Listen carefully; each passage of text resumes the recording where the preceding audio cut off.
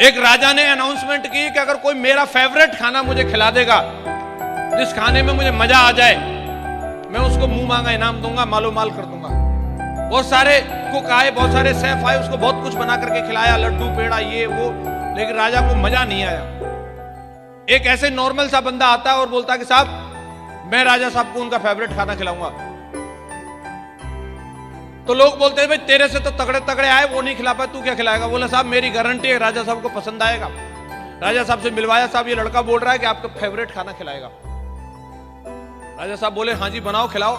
बोले साहब आपकी अगर शर्त है कि आपको फेवरेट खाना चाहिए तो छोटी सी मेरी भी शर्त है, वो आपको माननी पड़ेगी। तो उन्होंने पूछा, बोला बताइए क्या शर्त? यह है कि आपको 2 दिन कम से कम उपवास रखना पड़ेगा, उसके बाद मेरा खाना खाना है।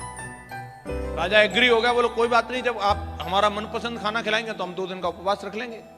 2 दिन तक राजा ने उपवास रखा, 2 दिन तक भूखा रहा। उसके बाद में ला करके उस लड़के ने थाली परोसी और राजा जो खाने पर टूट पड़ा, उंगलियां भी चाटने लगा। बोला क्या स्वादिष्ट खाना बनाए।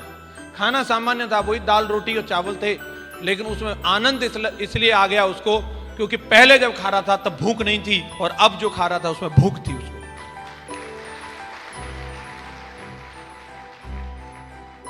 चीजें बहुत हैं साहब इसी दुनिया में, उनके पिछवाड़े पे हॉर्न मारती है, किसी की जगवार आकर के, किसी के बगल से ऑडी निकल जाती है, किसी के सामने से लोग 5 स्टार होटल में जाते हैं, अरे उसको भूख ही नहीं है, उसको कुछ होता ही नहीं है। पार्टी में जाता है, दूसरे की बीबी साला एकदम ऐश्वर्या राय बन के आती है, अरे सब ठीक है, उसको भूख ही नहीं है, उसको कुछ होता ही नहीं है।